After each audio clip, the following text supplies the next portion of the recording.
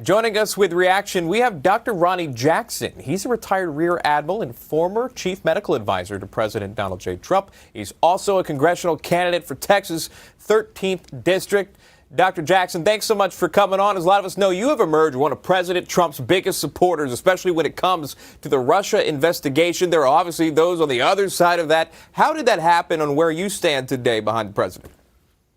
Well, thank you guys for having me. I stand completely behind the president. I'm excited that the president is having his team look into this, and we're figuring out what's really going on here. I've known for years, I've even been somewhat of a victim of it, but the deep state's real. I mean, there's stuff going on out there. There are people out there that were holdovers from the last administration who are political appointees, people that were career employees that had an agenda, and their agenda was absolutely to bring the president down, even before he was sworn in. And they didn't have any problems whatsoever using the authority and the power that they had in their individual offices to make that happen. And I'm just really glad that a lot of this is coming to light, and I hope some people are finally held accountable. I mean, that's why people get away with this, because we never hold anyone accountable. We need to start doing that. Well, that brings me to my next question for you, Dr. Jackson, because there is a lot of criticism with the pandemic that the country is facing, with the lockdowns that we're facing, and then also with the protests that we've seen across our country. A lot of people are like, hey, why are you focused on all this stuff with Russia? Let's move on. Why is it important to still not lose focus of this and to hold those accountable?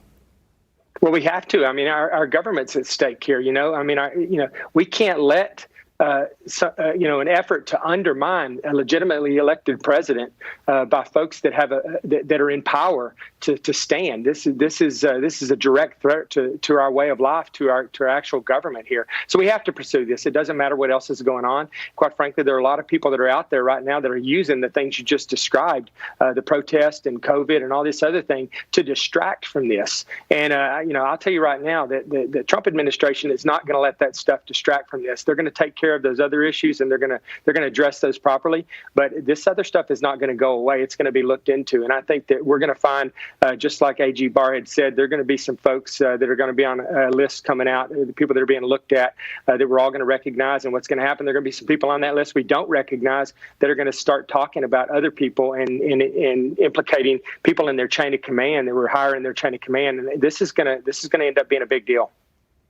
Dr. Jackson, and I agree with you on that. I want to get to the coronavirus that you kind of touched on there. We have to ask you this. Since you treated the president, what do you make of the pushback he's received over that endorsement of hydroxychloroquine? This has become a political football here, and someone in your seat, in your realm here. What is it like to watch that from your end? It's ridiculous. I mean, it doesn't matter what President Trump does. The far left and the liberal press are going to try to attack him on it, try to make something out of nothing every single time. He took hydroxychloroquine prophylactically, right? And we've given literally since the 1940s probably 1 billion doses of this. And even some of the studies that supposedly have indicated that it can be harmful, those were done with patients that were really sick in the ICUs. They were on multiple medications, taking large doses of the medication. The president was taking a small prophylactic dose, which we have done for decades in this country. It's completely safe. It was completely appropriate. He took it for 14 days after what they surmised was a significant exposure, and now he's done taking it, and it was the right thing to do.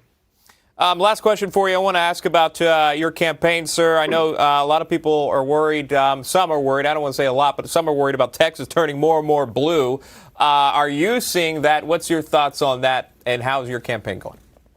Well, sure, I think the Democrats would like to see that happen, but that's not going to happen in the state of Texas. We're out there right now. We are campaigning hard in my campaign, and obviously I'm in a staunchly Republican district, so this one's going to stay red. But as soon as I'm done with this runoff election on 14 July, I'm going to focus my efforts on making sure that we're propping up other candidates all over the state of Texas so that doesn't happen. We will not let Texas turn blue, I promise you.